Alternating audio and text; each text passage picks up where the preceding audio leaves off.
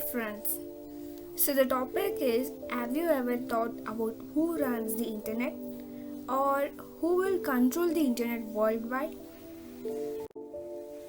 Maybe you could think that the internet provider companies like Jio, Airtel, Vodafone, Idea, BSNL and so on will control the internet. But this will not be the truth. Because if one company stops providing it, there are enormous companies present. Then you might think maybe our government controls it, but that isn't the truth. Either at most the government can remove 2 or 3 Facebook posts or block websites, but those can be bypassed very easily, and this does not amount to control over the internet worldwide. Then maybe you could think that companies like Google, Facebook and YouTube control it because they have the largest amount of data. And sometimes people will think that the internet is provided by Google, but those are not true either, because you can build a website of your own and these companies will not be able to interfere in it. So now the question is, when you're building a website of your own, who is providing you the space to create the website on the internet? Then is there a website that can tell you which website you can build and which website you cannot? So in this video, I would like to tell you about the internet. As you all know, now the internet from the small baby to an old man in this generation. So please do watch this video till the end and do share and like it.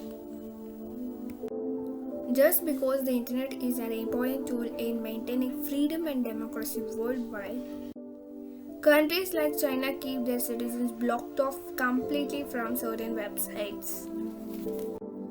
Some websites like Google, YouTube and Facebook are permanently blocked in China because the Chinese government wants to brainwash its citizens in a particular way.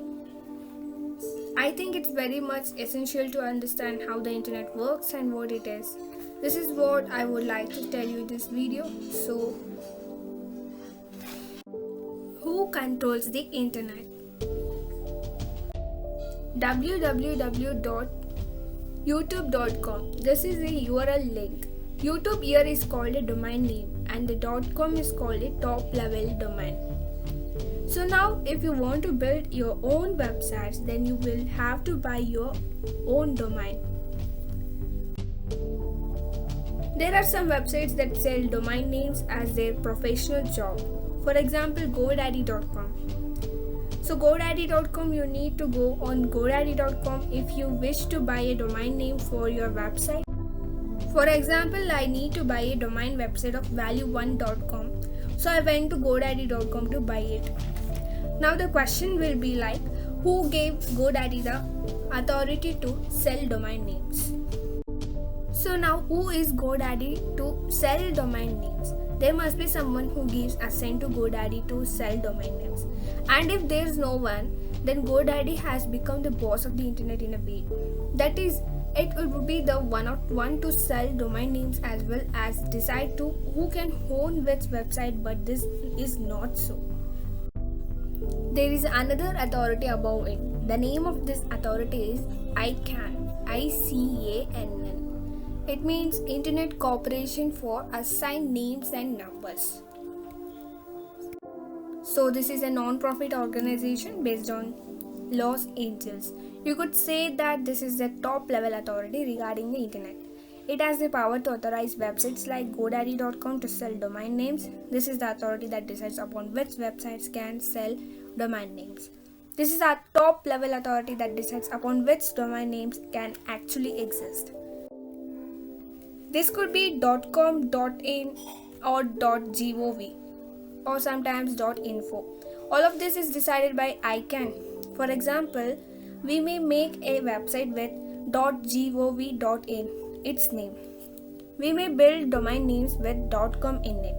Although it is a non-profit organization, it sells top-level domain names to the rest of the companies by bidding. The companies that it sells to are called registries. You can go on the website of the ICANN and see which companies have bought the different top level domains. For example, .AAA has been bought by American Automobile Association. Below the registries are the registrars. Companies like GoDaddy.com that can sell both top-level domains as well as domain names to their people. So, as ICANN is the god of the internet, this cannot be said because the internet is a very decentralized network. You could consider it to be akin to a net. All the mobile phones and the computers that are connected to the internet make up the internet. You could call it as a server. Your mobile phones and computers are data centers and servers that are connected to each other through wires. Huge underwater cables have been laid worldwide across the continents that connect the computers worldwide to one another, which make up the internet. Now you could ask that my mobile phone isn't connected with any cable, then how does the internet works on it? Mobile phones operate through the mobile towers and offer that is 3G or 4G, which do not have an extremely wide range. Your mobile phones have the 3G 4G signal only when you are close to the mobile towers. But if you move a little further away, then the signals on your phone won't show up. So the towers of the mobile phones are actually connected to the wires, and they are eventually connected to those wires worldwide. You can easily understand this in the map. A bad wire came to India via Mumbai. From the point of Mumbai, wire spread out in different directions and reached different areas in India, due to which internet reached different parts of the country. So in a way, you could say that the company that has laid down this wires holds a huge amount of significant power because it is supplying internet to many different places. Secondly, you could say that the companies that lay down cables on land to help internet reach every household by connecting these wires be the main cable and connect your computers to the internet worldwide. They too hold a huge amount of significant power. They are called Internet Service Providers, that is ISPs. This would be Airtel, Jio, BSNL or something that supplies internet to your homes. And yes, they do hold significant power because these ISPs can block certain websites upon the direction of government. Meanwhile, if government says so, but they do not hold sufficient powers to control a lot of things. Because you could use VPNs to overcome the blockages of the ISPs. So now what is an IP address? Just like every mobile phone has a number from which you can call another mobile phone. Similarly, every device that is connected to the internet has an IP address. It will be in your computer or in your smartphone, or be it in any other services like a data centers. If it's connected to the internet, it will have an IP address. Each website too has an IP address. For example, if you make a phone call on a number, then the call goes on another phone which you can talk on.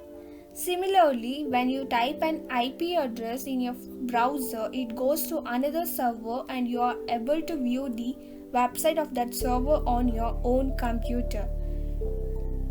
Now you could say that you type the domain name, not the IP address. The domain names are connected to the IP addresses only. Actually, we normal people cannot read the IP address because it is written in digits and numbers. So the domain name is in human readable form of an IP address. When you type the domain name of a website in your browser, then the thing that converts the domain name into the IP address is called domain name server, that is DNS.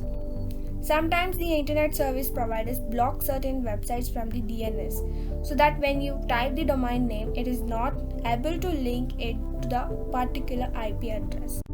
So the DNS of the internet service providers blocks you from reaching certain websites. For this, you can simply use a public DNS. For example, the DNS of Google is .8.8.8.8. So you can go to your mobile settings and change your DNS. You can even go to your computer settings and change your DNS to begin using the Google DNS again. Then the blocked websites will get unblocked. Obviously, using the VPN is another way. So let us revert to our original question: who controls the internet? Whom does it belongs? The correct answer to this would be that it belongs to nobody and belongs to everybody, because the internet runs only when it is a decentralized system.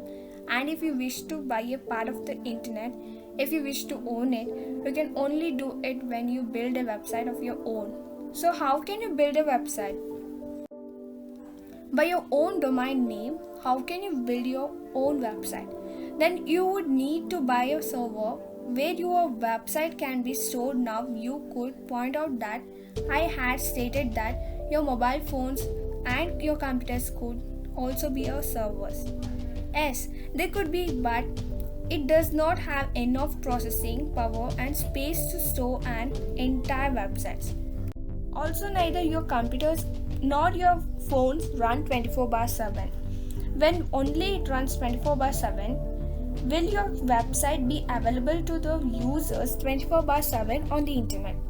So what the people generally do is, large companies have set up their data centers and huge servers which are very secure. So you could go buy a server there to store your website. Then you will have to link your domain name to your server and publish your DNS. So guys, now think about it. You own a website. What if you are able to use this website, like you use your hard disk or pen drives at home? Because the website is providing you a storage space which is on the server. So what if whenever you are out somewhere, you can easily open up your website on the internet and you are able to view the documents on the website just like you view the documents stored on a hard disk. The difference being the world would not be able to access this website. Only you would be able to access this internet because it would have a username and password with and security. So like this you can get your own website which you can use like a hard disk. So that's all for the day. If you have any queries or doubts regarding it, please do leave the comment on the comment box. So thank you for watching the video.